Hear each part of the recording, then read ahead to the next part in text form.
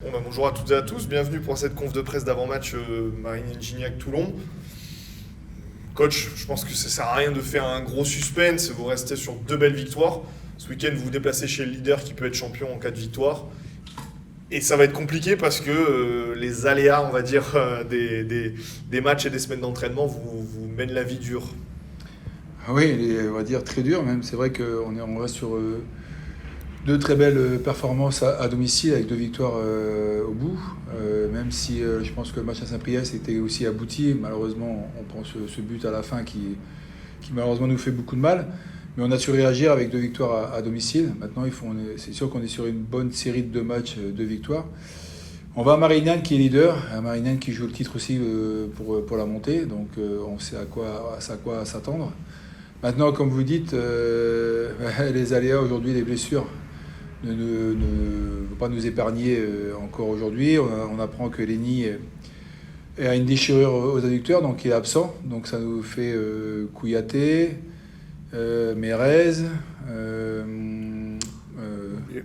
Oumar, Bamba, Moulet, et encore j'ai dit qui dernier? C'est tout, je crois. Ouais. Bon, quand même 6-7 joueurs absents importants du groupe.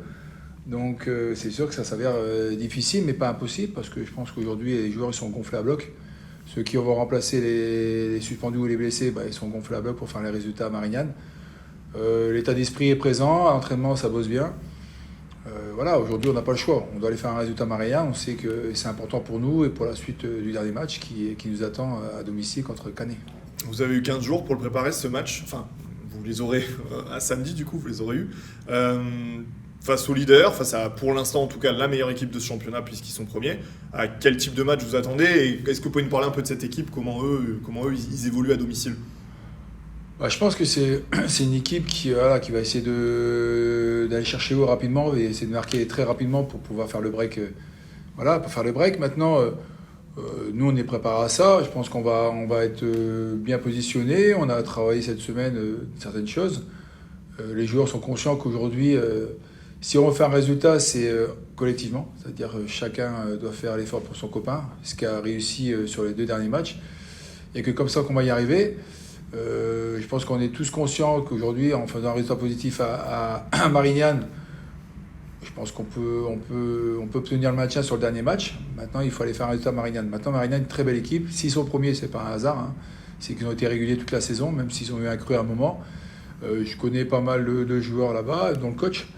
Et voilà, c'est une équipe, en plus ils vont jouer à guichet fermé, donc c'est une équipe qui va vouloir imposer son jeu rapidement pour essayer de nous mettre en difficulté, essayer de marquer rapidement pour gérer eux le match. Mais nous, il est hors de question de prendre 2 buts déjà, et puis on va essayer aussi de surprendre cette équipe de Marignan. Anto, on l'a dit, donc il y a beaucoup d'éléments qui sont contre vous, les blessés, les suspendus, le match de la montée pour Marignan qui vont forcément être remontés à bloc. Comment on prépare ce genre de match quand on est joueur? On y va le couteau entre les dents et c'est comme ça qu'il faut y aller sur ce match-là? Je pense avec l'état d'esprit, on peut faire quelque chose. Après, c'est déjà vu dans le football. Donc je pense avec un bon état d'esprit, si tout le monde est vraiment concerné, je pense qu'on pourra faire quelque chose. Toi, ton rôle là-dedans, tu es capitaine, tu connais évidemment bien le club, je sais que tu as à cœur à ce qu'il se maintienne en N2. Tu parles, tu vas parler aussi pendant la semaine, juste avant le match. Comment tu vois ton rôle là-dedans? Je ne vais pas changer, hein. J'ai toujours été comme ça, donc je vais rester fidèle à moi-même. Après, c'est sûr que ça me tient à cœur, parce que ça fait quand même 10 ans que je suis là. Et je ne me vois pas descendre. Déjà, la descente de National à National 2, ça m'a fait mal. Donc là, c'est sûr que ça me ferait encore un peu plus de mal. Cette équipe de Marignan, l'avantage, c'est qu'il y a pas mal de joueurs que vous connaissez. Bon, cette division, les joueurs se croisent souvent. Toi, à quel type de match tu t'attends samedi? Ils vont être revanchards, parce qu'il y en a, ils n'ont pas été gardés ici. Donc ils vont vouloir montrer que le club s'est trompé.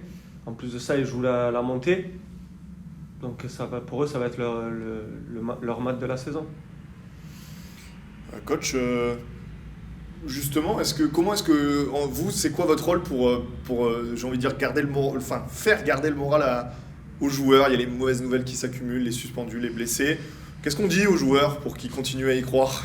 Déjà, ça commence aux séances d'entraînement. Je pense qu'on essaie de mettre des séances pour qu'il y ait la bonne humeur, pour qu'il y ait, il y a beaucoup de jeux avec beaucoup d'intensité, mais les joueurs trichent pas. Et c'est vrai qu'ils prennent plaisir déjà à l'entraînement, et ça pour moi c'est plus important. Et c'est vrai que les 2 résultats à domicile qu'on a pu obtenir prouvent que voilà, on est sur une bonne dynamique. Donc ça se passe bien en entraînement, ça se passe bien en match. Mais comme je l'aurais dit, il ne faut pas s'arrêter là. Voilà, on a quand même 2 matchs de la fin qui sont 2 matchs assez capitaux pour le maintien. On sait qu'on a notre destin entre les pieds, comme on dit, et moi, il est hors de question de voir le club de Toulon en National 3 l'année prochaine. Tous les joueurs sont concernés, et ils ont envie que le club, même si certains ne seront peut-être plus l'année prochaine, mais ils ont envie de partir à la tête haute avec laissant le club en National 2. La solution, elle passera aussi par l'assise défensive que vous mettez en place depuis plusieurs matchs. On l'a vu notamment les 2 matchs à domicile où il y a cette vraie volonté d'attendre, de presser, d'être imparable, avec une défense qui du coup sera un peu new look, puisqu'on l'a dit, tous les défenseurs titulaires ne seront pas là. En tout cas, sur les 2 derniers matchs, les titulaires ne seront pas là. Comment on fait ça ? On insuffle toujours cette volonté de défendre et de bien défendre avec des joueurs qui ont peut-être un peu moins joué, ou qui ne joueront pas à leur poste habituel. Oui, c'est sûr qu'il y aura des joueurs samedi, excusez-moi, qui seront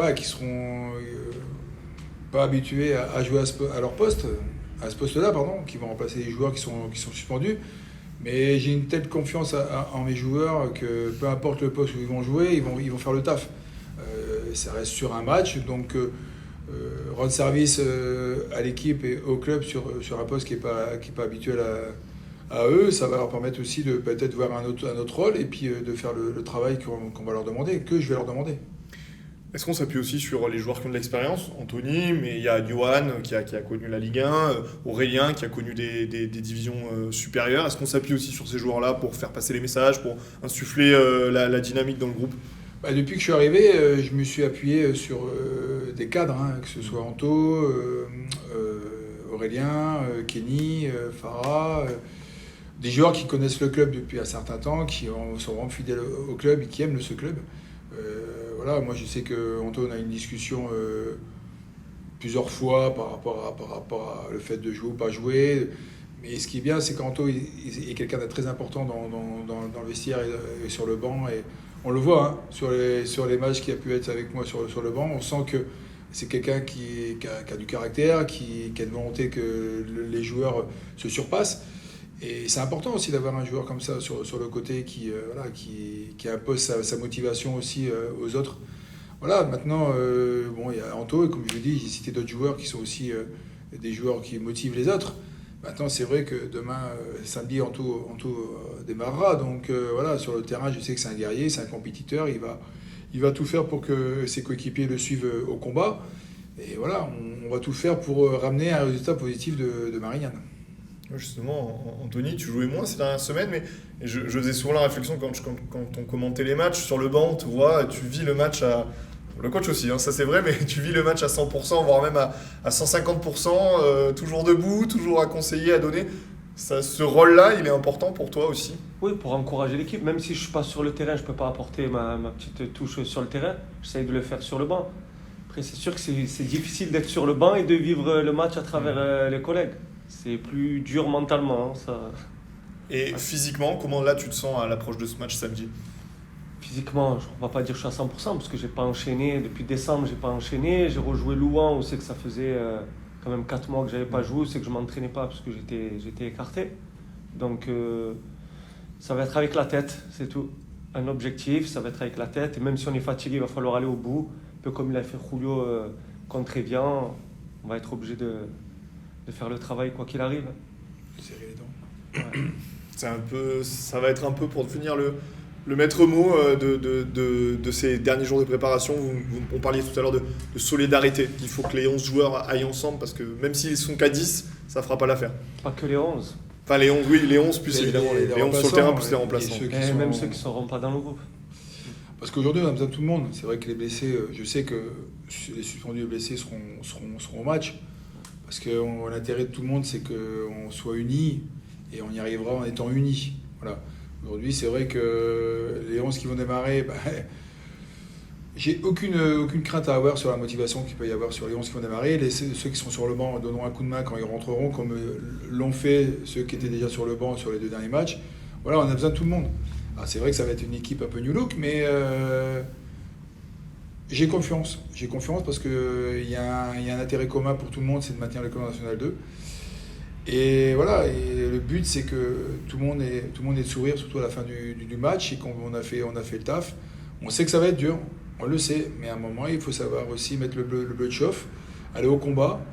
Il y aura des lacunes, il y aura des pertes de balles peut-être bêtement, mais si à l'arrivée tout le monde se bat les uns pour les autres et on a fait le taf, et qu'on ramène un résultat positif, moi je serais plus heureux. Merci beaucoup.